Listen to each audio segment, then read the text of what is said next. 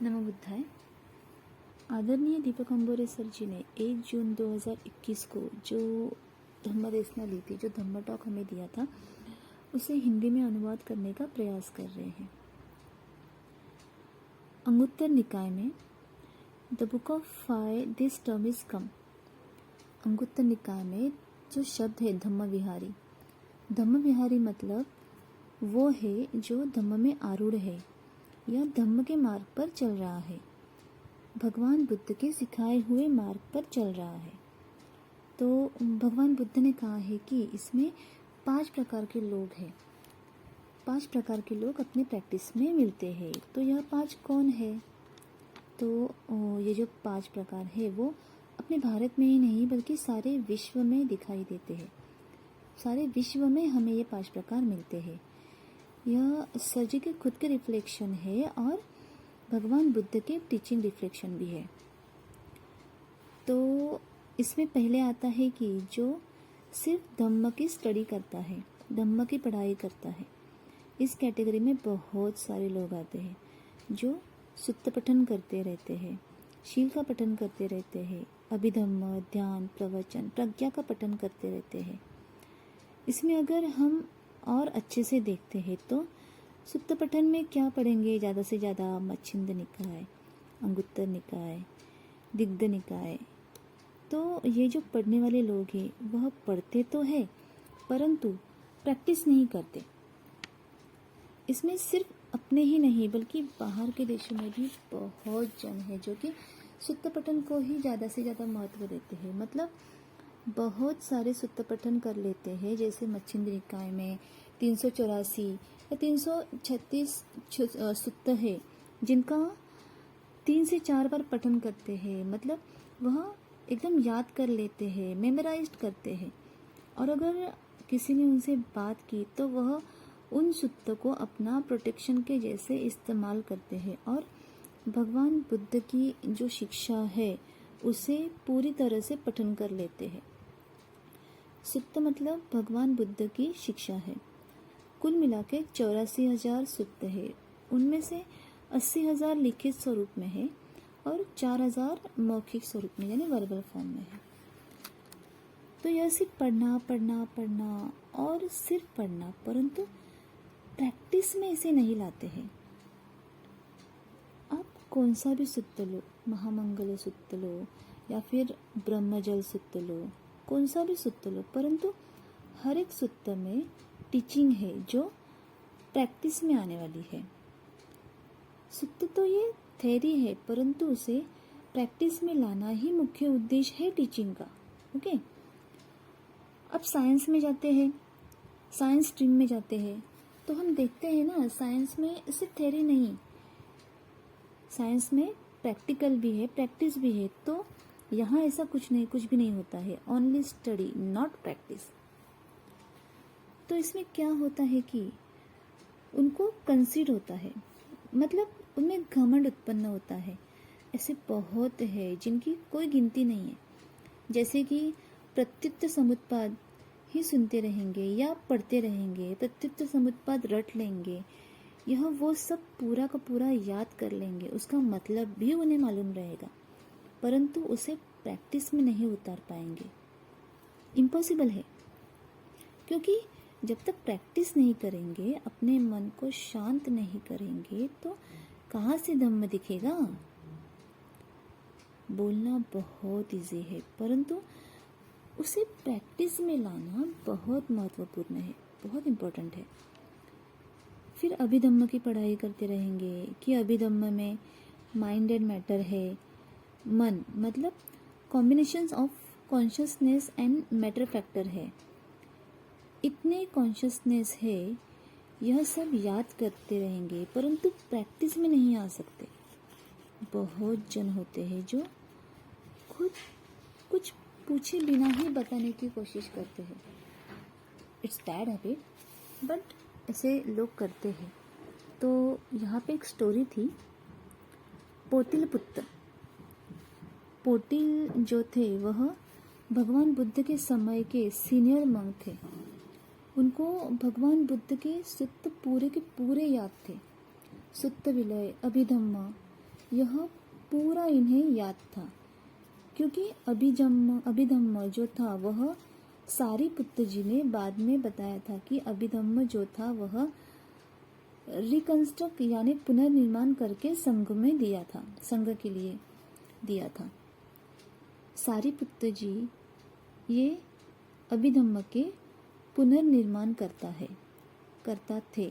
तो यह पूरा पोटिल जो थे उनको याद था, वह पढ़ाते भी थे, परंतु प्रैक्टिस में कुछ नहीं था। तो एक दिन वह भगवान बुद्ध को वंदन करने के लिए सोचते हैं। तब वह बुद्ध के पास जाते हैं, उन्हें वंदन करते हैं। तो भगवान बुद्ध बोलते हैं कि भिक्खु यह देखिए तुच्छ पोटिला आए हैं। भिक्खु यह देखिए तुच्छ पोटिला भगवंत को वंदन कर रहे हैं। भिक्खु यह देखिए तुच्छ पोटिला बैठे हैं।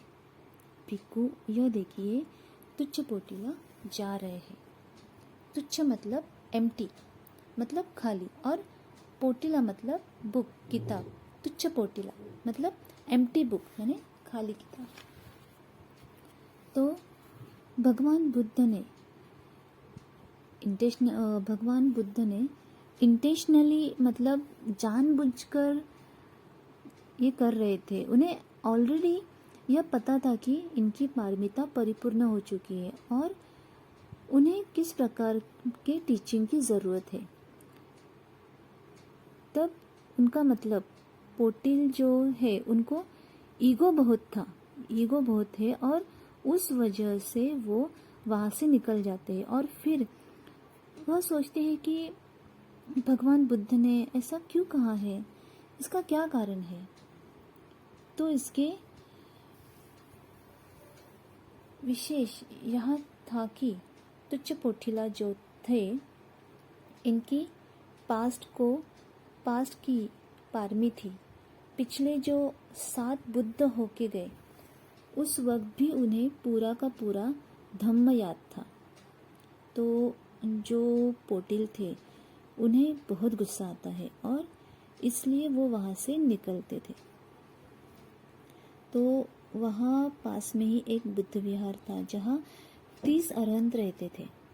तो ये जो पोटिल है वह सीनियर भिक्खु के पास जाते हैं और वहाँ जाके उन्हें कहते हैं कि मुझे सिखाओ आप। परंतु वह भिक्खु सोचते हैं कि अगर मैंने इनको पढ़ाया तो इनकी जो कंसीट है, जो ईगो है, वो फिर ऊपर आ जाएगा। तो उन्होंने पोटिला इनको उनसे लोअर भिक्खु के पास भेजा। वह भी वैसे ही करते हैं और ऐसे ही लोअर करते करते सबसे छोटे जो भिक्खु है उनके पास वह जाते हैं। तो सबसे छोटे अरहंत मतलब 7 साल के जो सामनेर, तो उनके पास जाके पोटिला अरहंत सामनेर को सिखाने के लिए कहते हैं। परंतु सामनेर जो है वो उन्हें कहते हैं कि ठीक है, हम आपको सिखाने के लिए तैयार है, परंतु हम जो कहेंगे और जैसा कहेंगे वैसा ही आपको करना पड़ेगा। तब पोटिला कहते हैं कि ठीक है, आप जैसा कहेंगे मैं वैसे करने के लिए तैयार हूँ। और 7 साल के अरहंत इनकी शिक्षा को मैच्योर्ड भिक्खु की शिक्षा की जैसी नहीं होती, मतलब जो बड़े भिक्खु है उनके जैसी नहीं होती। उनकी 7 ईयर की जो कंडीशन है वैसे ही वह सिखाने की कोशिश करते हैं। तो यह जो पोटिला है वो सोचते हैं कि यह मुझे इस भरे हुए पानी में तो नहीं जाने बोलेंगे, मतलब वहाँ बाजू में पानी भरा हुआ होता है वहाँ। परंतु सामनेर जी उन्हें वही भेजते हैं। उन्हें कहते हैं कि पोटिला आप अपना जो चीवर है वह ले लीजिए और उस पानी में घूम के आओ, खेलो कूदो, ऐसे उन्हें 3-4 बार करने के लिए बोलते हैं।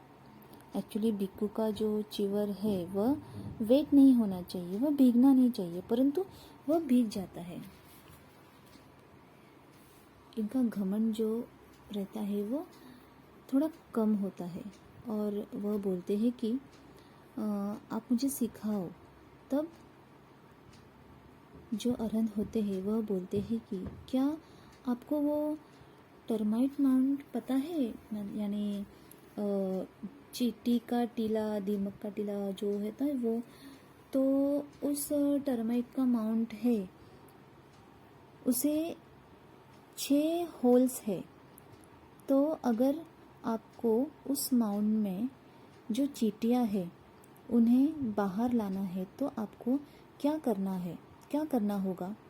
तब पोटीला कहते हैं कि मुझे जो 5 होल्स है उन्हें बंद करना पड़ेगा और जो छठा होल है वहाँ से कुछ क्रिया करनी पड़ेगी, जैसे कि गर्म पानी या कुछ भी ऐसे मुझे उन्हें बाहर निकालने के लिए करना होगा।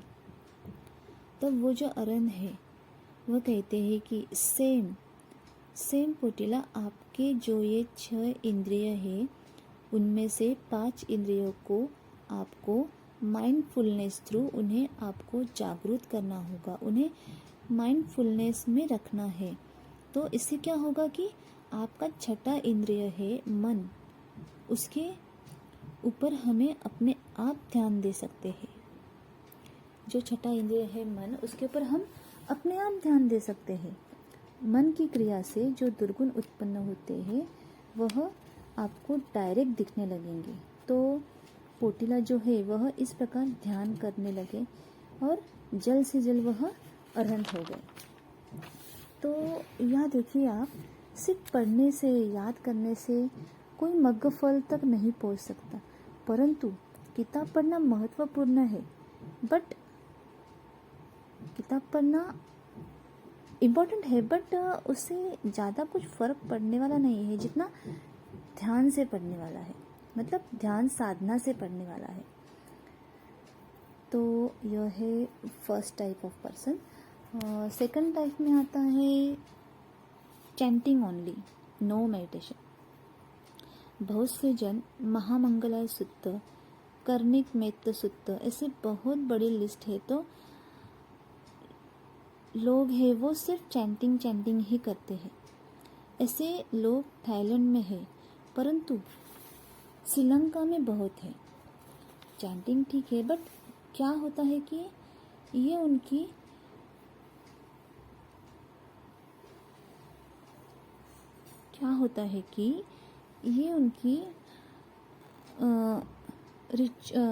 रेगुलर हो जाती,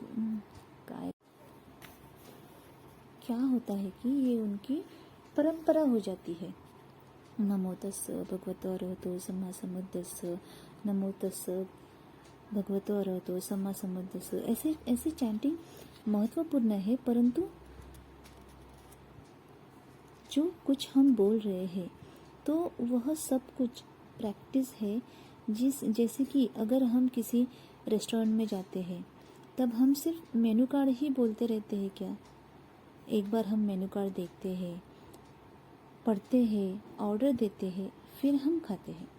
सेम वैसे ही धम्म एक मेनू कार्ड है, वो हमें सिर्फ पढ़ना है, याद करना है या सिर्फ चैटिंग करना है और हमारे शरीर और मन को ऑर्डर देना है और प्रैक्टिस करनी है। तो भगवान बुद्ध क्या कहते हैं कि जो ऐसा करते हैं वो नोची धम्म विहारी, मतलब इस तरह से धम्म में विहार नहीं किया जाता है। अब third type, studying and only teaching and practice little.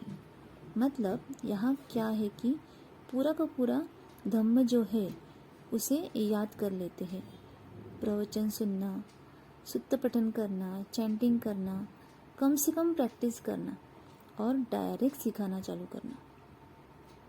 No realisation, मतलब ऐसे हायर प्रैक्टिस तक नहीं पहुँचते हैं। ऐसे बहुत से है महाराष्ट्र में बहुत है। पंचशील अष्टशील याद कर लेते हैं और उसके ऊपर ही लाइफ टाइम प्रवचन देते रहते हैं। तो यह भी नोची धम्म विहारी है। नो रियलाइजेशन ऐसे बहुत है। श्रीलंका, नावयाना में बहुत है। तो वहाँ क्या करते हैं कि भंते आर्य धम्मा, वो सीनियर मोस्ट भिक्खु है, उन्हें जाकर पढ़ाने की कोशिश करते हैं। जस्ट 2-3 कैंप किए रहते हैं, 2-3 प्रवचन सुत्त सुने रहते हैं और शायद एक आध निकाय पढ़ा रहता है और जाके डायरेक्ट सिखाने की कोशिश करते हैं। ऐसे बहुत है। इसमें भी एक स्टोरी है भगवान बुद्ध के ज़माने की। तो एक ले पर्सन होती है, वेरी पावरफुल, मतलब उनकी प्रैक्टिस भी थी और उनका पठन भी था। उन्होंने पढ़ाई बहुत की थी बट प्रैक्टिस थोड़ी सी थी। परंतु यहाँ यह जब पढ़ाते थे ना, तो इनके शिष्य सोतापुन्ना, सकदागामी, अनागामी तक पहुँचते हैं। जो तो क्या होता है कि वेरी फेमस, वेरी पावरफुल हो जाते हैं सब जगह। कि इनके जो शिष्य है वह अगर इस लेवल पे जा रहे हैं तो ये खुद किस लेवल पे होंगे। इस प्रकार हर अलग अलग जगह बोला जाता है। तो एक दिन क्या होता है, इनका जो एक शिष्य है जो अनागामी तक पहुंचा है, अनागामी मतलब अरहंत से एक स्टेप पहले। यहाँ क्या होता है, अनागामी को इद्धि प्राप्त होती है, हायर स्टेजेस। तो वह जाते हैं और उनके सामने बैठते हैं और आंखें बंद करके सोचते हैं कि जिस व्यक्ति ने हमें इस लेवल तक लाया है, तो आज मैं देखता हूँ कि वह खुद किस लेवल तक है। तब वह देखते हैं और उन्हें समझता है कि यह सिर्फ सिखा रहे हैं, इनकी अभी तक रियलाइजेशन कुछ भी नहीं हुआ है। रियलाइजेशन मतलब बोध प्राप्त कुछ भी नहीं हुई है। तब वह पूछते हैं कि भंते आप प्रैक्टिस कब करते हैं, प्रैक्टिस करते हैं या नहीं। तब वह कहते हैं कि नहीं, प्रैक्टिस करने के लिए मेरे पास समय नहीं है, बहुत काम है मुझे। फिर वह क्या करते हैं कि खुद की इद्धि का उपयोग करके लेविटेट करते हैं, मतलब ज़मीन से ऊपर आ जाते हैं। ऊपर आने के बाद खुद की पावर वह बनते को दिखाते हैं और उन्हें कहते हैं कि आपको अगर खुद के लिए टाइम नहीं है, खुद के ध्यान साधना के लिए समय नहीं है, तो दूसरों के ध्यान साधना के लिए क्या समय निकाल पाएंगे, क्या समय निकाल सकते हैं। सो वेरी पावरफुल पोट, बहुत महत्वपूर्ण अर्थ है। जो खुद के ध्यान साधना के लिए समय नहीं दे पाते हैं, वह दूसरों के ध्यान साधना के लिए क्या समय निकालेंगे। सीधी बात है ना। जिनको कुछ रियलाइजेशन नहीं है, जिनके खुद के पास ही कुछ नहीं है, वह दूसरों को क्या देंगे। सही बात है ना। किताब, मेन्यू कार्ड और रियल फूड, इसमें बहुत फ़र्क है। मतलब किसी फलों का नाम सुनना और उन फलों को चखना, इनमें बहुत फ़र्क है। उनमें एक्सपीरियंस का डिफरेंट होता है। टीचिंग में एक्सपीरियंस होना बहुत महत्वपूर्ण है। Without experience teaching is empty headed, तुच्छ पोटीला, लाइक दैट। यहाँ भी वही है, नोची धम्म Vihari.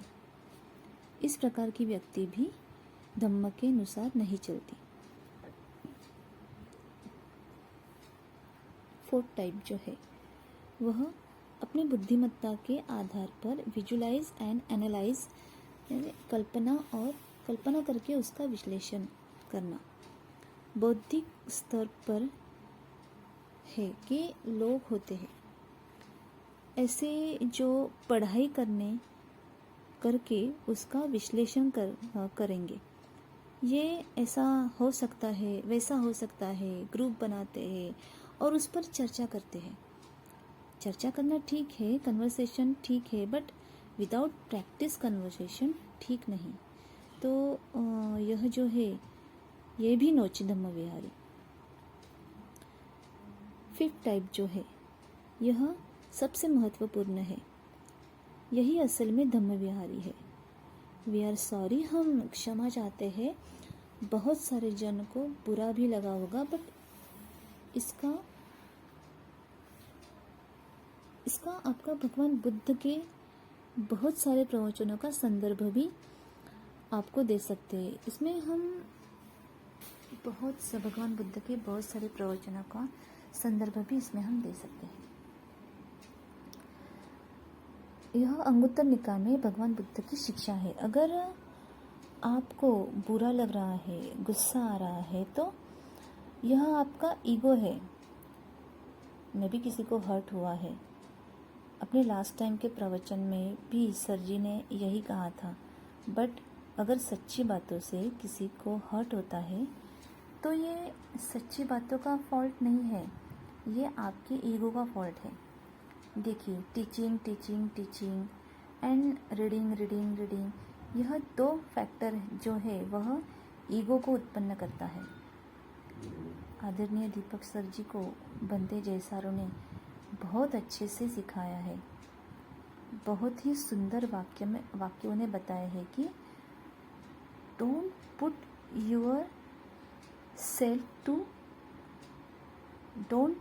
Your self too much in teaching and don't be a teacher. सिर्फ टीचर बन के नहीं रहना है, हमेशा स्टूडेंट बन के कुछ ना कुछ सीखते रहना है। हर एक क्षण में कुछ ना कुछ सीखना चाहिए और कभी भी शिक्षक बनने की कोशिश नहीं करनी चाहिए। तो ये बहुत महत्वपूर्ण है। तो जो 5th टाइप है वह प्रैक्टिस भी करता है, रीडिंग भी करता है और चैंटिंग भी करता है। परंतु इस 5th टाइप में 4 क्वालिटी होते हैं। इन्हें पहचानने के लिए 4 क्वालिटी बहुत इम्पोर्टेंट है, बहुत महत्वपूर्ण है। यह आप अपने आप में भी चेक कर सकते हैं, खुद को एनालाइज कर सकते हैं, खुद को देख सकते हैं आप कहाँ पे हो। तो इसमें फर्स्ट क्वालिटी है न दीव संगति नामे, डोंट वेस्ट द टाइम। यह कभी भी अपना समय नहीं गवाते हैं। जैसे ही इनको समय मिला उस समय में यह अपनी धम्म प्रैक्टिस करते हैं। भगवान बुद्ध कहते हैं कि जिन्हें सच में मग्न फल तक जाना है वह एक क्षण भी नहीं गवाते। यह महत्वपूर्ण है। कुछ लोग क्या कहते हैं कि मुझे बुद्ध विहार साफ करना है, बुद्ध की मूर्ति को साफ करना है। ये अच्छी बात है, बट यह आपकी ड्यूटी है। खुद को उसी में पूरी तरह से डाल देना ये प्रैक्टिस के खिलाफ है। तो ऐसे लोग समय नहीं गवाते हैं। इसलिए कभी भी बातें करते रहना, खुद को एंगेज रखना, मूवीज, सॉन्ग्स, इनमें गॉसिपिंग करना, मैनी थिंग, इवन आर्य अष्टांगिक मार्ग के अलावा जो कुछ भी हम करते हैं वह धम्म नहीं है, ये कुछ और ही है। वो प्रैक्टिस नहीं है जो हमें शांतता की तरफ ले जा सके। जो सेकंड क्वालिटी है ना रिज्जति पति सालानम, डोंट गिव अप। जो कभी कभी गिव अप नहीं करते हैं, मतलब प्रैक्टिस को कभी छोड़ते नहीं हैं। और जिनको सच में मेंटली बहुत पावरफुल होना है, जिनको सच में शांतता के ओर जाना है, जिनको सच में असली सुख का अनुभव लेना है, वह कभी सेक्लूडिक प्लेस को लीव नहीं करते, एकांत जगह को लीव नहीं करते, छोड़ के नहीं जाते। जैसे आप घर में प्रैक्टिस कर रहे हो, प्रैक्टिस के लिए एकांतवास बहुत महत्वपूर्ण है। जो दुर्गुणी व्यक्ति होता है उसे एकांतवास बिल्कुल पसंद नहीं है। उनका मन हमेशा डिस्टर्ब रहता है और वह हमेशा खुद को एंगेज रखने की कोशिश करता है। तो यह हमेशा याद रखना कि प्रैक्टिस कभी भी प्रैक्टिशनर कभी भी खुद को प्रैक्टिस से लीव नहीं करते। वह कभी भी ऐसे प्लेस ढूंढते हैं जहाँ लोग नहीं हैं, एकांतवास। यह कभी भी याद रखना कि खुद को शारीरिक रूप से लोगों से दूर रखना, एकांतवास में रहना बहुत इम्पोर्टेंट है, बहुत महत्वपूर्ण है। क्योंकि उसी वक्त हम खुद को अपने ही शरीर और मन के साथ जोड़ सकते हैं। नहीं तो सिर्फ लोगों में जाना, उनके साथ रहना, यह सामान्य जीवन जीने वाले लोगों के लिए है। परंतु जिन लोगों को सच में प्रैक्टिस में ऊपर जाना है, लास्ट तक जाना है, अरहंत मग्ग फल के तरफ जाना है, नॉर्मल है जाने दो, सच बहुत हायर हो जाता है। परंतु साधारण जीवन, आम आदमी का जीवन जीते वक्त खुद को एकांतवास में रखना बहुत इम्पोर्टेंट है, बहुत महत्वपूर्ण है। खुद को लोगों से दूर रखना बहुत इम्पोर्टेंट है। लोगों के बातचीत से, उनके शब्दों से, उनके आवाज़ से खुद को दूर रखना बहुत इम्पोर्टेंट है, बहुत महत्वपूर्ण है। उसी वक्त शारीरिक एकांतवास से मन के एकांतवास तक, और मन के एकांतवास से दुर्गुणों के एकांतवास तक निर्माण हो जाता है, एकांतवास निर्माण हो जाता है। सारिपुत्र कहते हैं कि चित्त विवेका मतलब मन का एकांतवास, और मन के एकांतवास से अपने आप दुर्गुणों का एकांतवास निर्माण होता है। दुर्गुणों का एकांतवास निर्माण होते ही अपने आप मग्ग और फल उत्पन्न होता है। ये हुआ नारी जति पति सानान। नारी जाति पति सादान। अनुचयंती अजंत जे समतंग, ये बहुत महत्वपूर्ण है। अनुयच्चन्ति अजंत जे समतंग।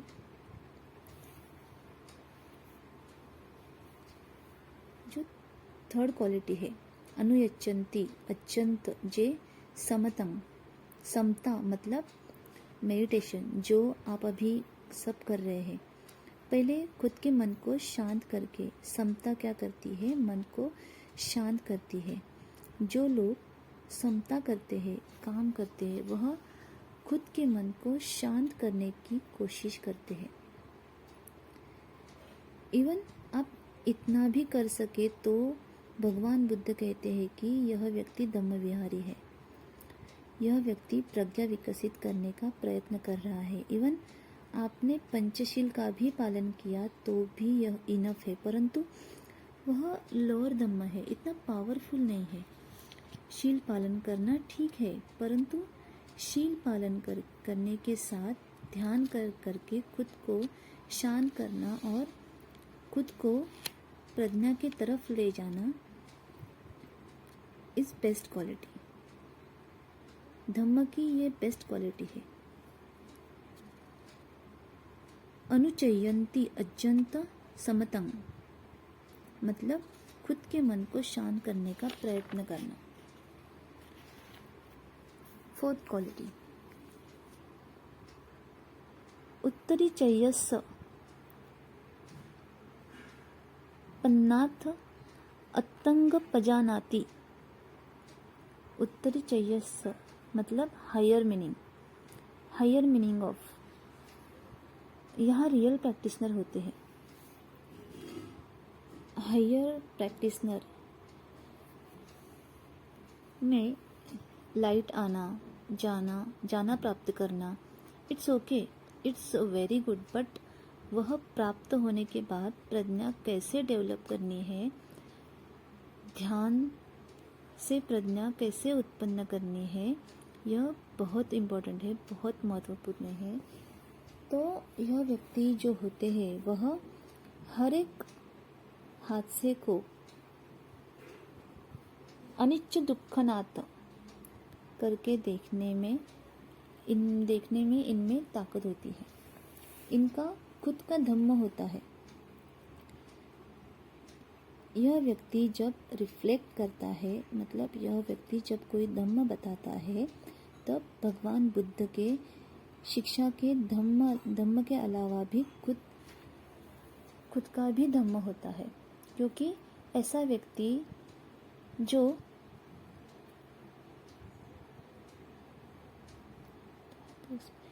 पानी गिरता है तो उसमें भी धम्म उत्पन्न करने की क्षमता इसमें होती है। ऐसा धम्म जो भगवान बुद्ध के मुख से भी नहीं आया है, खुद की प्रज्ञा होती है, खुद उसकी। तो यह जो होता है, यह सबसे इम्पोर्टेंट है। यह 4 क्वालिटी जिसमें है वह है असली धम्म विहारी। तो इसमें आप देख सकते हैं कि असली धम्म विहारी कौन है। इससे आप समझ लीजिए कि चौथा जो व्यक्ति है वह डायरेक्टली प्रत्युत समुत्पाद देखता है। डायरेक्टली सुक्त का मीनिंग उसके हार्ट के अंदर डायरेक्टली अराइज होता है। तो ऐसे व्यक्ति जब हमें मिलते हैं उस वक्त के हमारे पुण्य वेरी हाई। ऐसे व्यक्ति को आप मिले हैं, हमारे जो हर प्रवचन में होते हैं वह सब के सब इसी कैटेगरी में है। तो इसे हमें समझना है कि हमारे बिजी शेड्यूल में हमें जितना भी वक्त मिलता है वह हमें प्रैक्टिस को ही देना है। तो ऐसे ही हमें प्रैक्टिस करनी है। तो यही है धम्म टॉक जो हिंदी में अनुवाद किया है। और हिंदी में अनुवाद करते समय हमसे कोई भूल हुई है तो कृपया हमें क्षमा कर दीजिए। धन्यवाद।